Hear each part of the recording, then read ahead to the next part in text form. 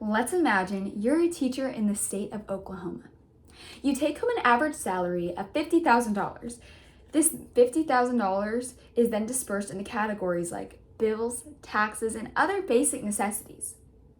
You are under a high amount of stress knowing you have to make this small amount of money go so far and last so long. You are unappreciated and overworked for all that you do, from the late nights of grading to the early mornings of lecture. This is your Monday through Friday routine. Since underpayment is such a big issue, teachers are often required to get at least a second source of income to get by. This may include anywhere from mowing lawns to working in retail.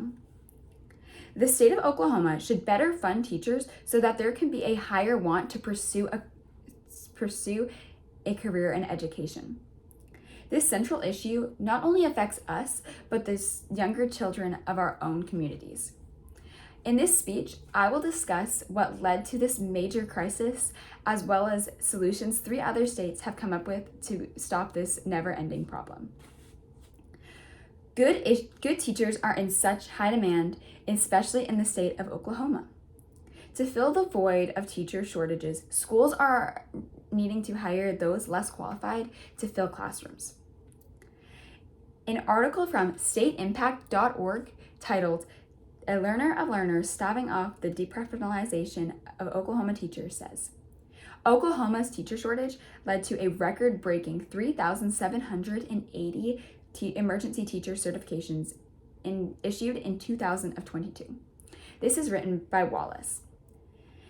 In doing so, of hiring those less qualified teachers, it has a major impact on a student's achievement potential for success.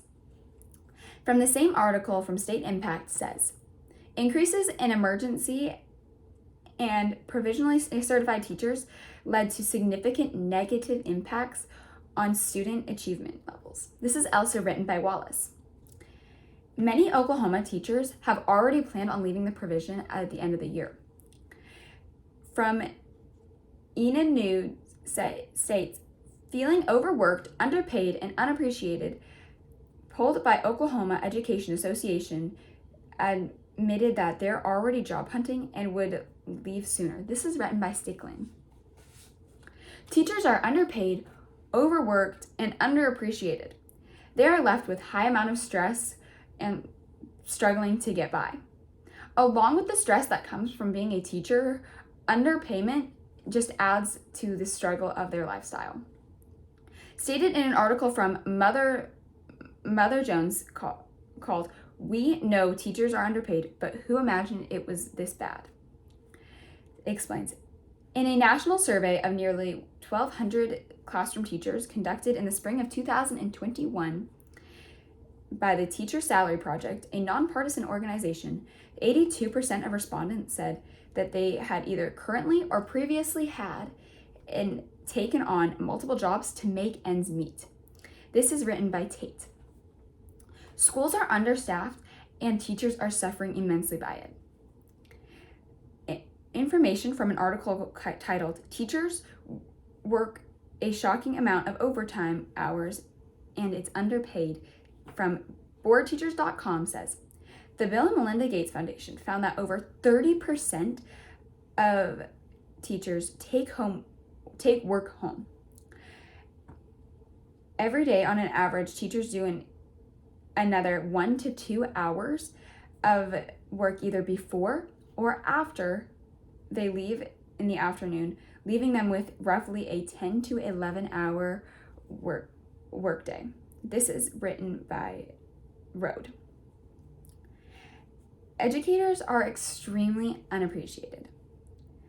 When the pandemic hit, this left many teachers struggling with the technology they were then required to use. This led to a burnout of teaching.